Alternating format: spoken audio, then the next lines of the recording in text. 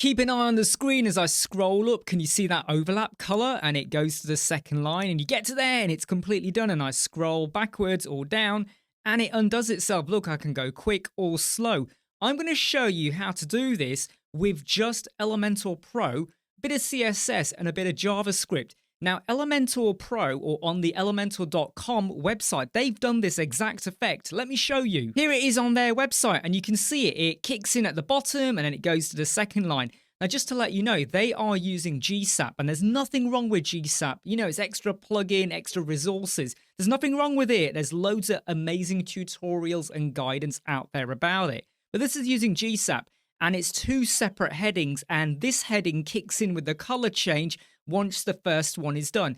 I'm going to show you how to do the kind of same thing, but like I said, just with CSS, bit of JavaScript, and zero GSAP. Let's cut to the chase. Just like the elementor.com website, we do have two headings. So what I do with the first heading, you would just duplicate with the second heading. So if you're going to have like 3 or 4 or 5 lines, it's not that tricky or difficult to do. It's actually really, really simple.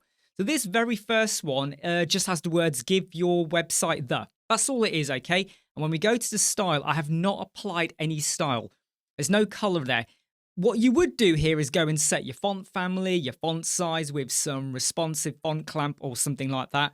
But in terms of the color, before and after, you do not set that here. When we go to the advanced tab, I have given it a class name of color change 1. The second one over here, it might feel like I'm rushing this, but it's because I want to make sure you understand. The second one is the same thing. It's a copy. Hosting home it deserves. The HTML tags, that's up to you. I mean, I wouldn't recommend using this for full-on SEO because it is split out over 2 lines. But again, the styling, there is no before or after color. And in the advanced tab, this is now called color change -2. So if you had a third one, color change 3, a fourth one, color change 4. So I hope that makes sense. Now, if I go to the first one and we go to the advanced tab and we go to custom CSS, we do have a little bit of CSS you got to apply.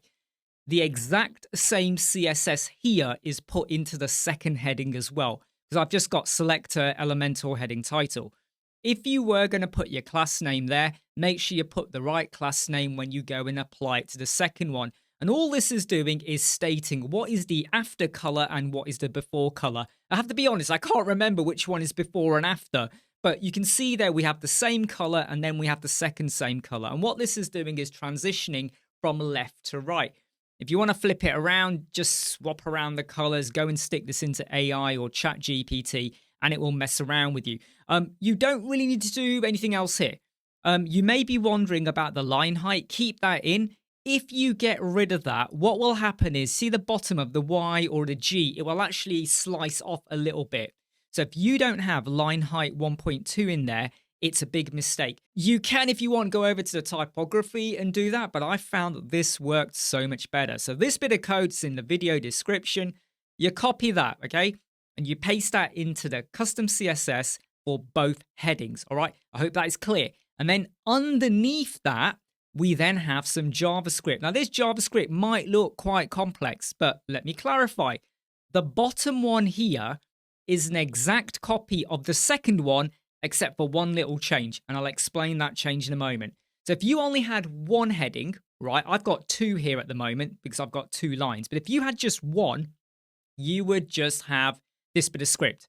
If you got 2, you have the bottom script. If you have 3, you make a copy of that and put it underneath. You got 4, you add another one. And you can do this all inside the same HTML widget. You don't have to drop in 4 separate widgets, right? Just make sure you got the opening and closing syntax for the scripts as what I'm showing you here. And again, this bit of code, video description, go and click it, go and get the code and you can use it. The starting point for the first heading is at 85%. So if you imagine the top of your page is 0, I mean, I'm not going to explain this in the proper viewport height, but I want you to work it out like this. The top is 0 and the bottom is 100%.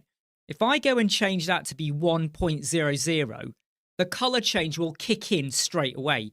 I want it to start after you have scrolled 15%. So I want you to see the full heading, but I don't want the color transition until 15%. So that's why I've got 0.85. So 1 minus 0.15, which is 15%, is 85. So it kicks in at 85. I've then set the speed to be 5. 5, I think I say, yeah, 5 equals speed. If you want it to be quicker, sorry, I've said that wrong. Yeah, if you want it to be quicker, increase the number. If you go from, say, 5 to 6, it will be a quicker transition.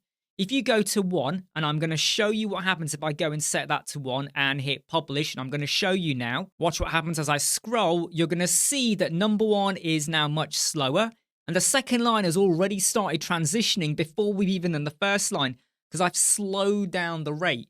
So if you want to have different speeds, you can do. I found that if you're going to have 2 lines, 5 works quite well, because it gives enough time for the transition to then kick in for the second line. Let's go back over to that code and let's pop that back to be 5. So if you go lower, it slows. If you go higher, it goes quicker. The second bit of code will now apply to the second line. And you will notice over here, by the way, when I said it's exactly same code, there is the class name you got to add. So this one is color change -1. This is color change -2. So you've got a third one, color change -3. You can use whatever class names you want to use. Just make sure you do it consistently. This one kicks in at the 70% mark. So 0 is the top, 100% is right at the bottom, okay? So I worked out by looking at my screen when I was looking in preview. I just used a pixel calculator, and I could see that the height of the screen at when 30% of the scroll had occurred, that's when the top line has completed. So the transition effect has gone all the way across, and it was at roughly the 30% mark. So I'm saying at 0.7, because 1 minus 30% is going to take you to 0.7, at that point, I want you to kick in. So you could technically have a third line that you might kick in at, say, 0.4 maybe. Have a think about it. You know, you play around with it, because the speed of transition will affect at what point do you want your different lines to kick in. So 0.7 worked really well for me here. And again, I've got a speed of 5. So if you wanted the second line to be quicker, it will still start at 0.7, so it won't overlap the first line. You could have a quicker transition or even a slower one. Mix it up and play around with it. And that's basically it. I mean, that's how ridiculously brilliant this is, okay?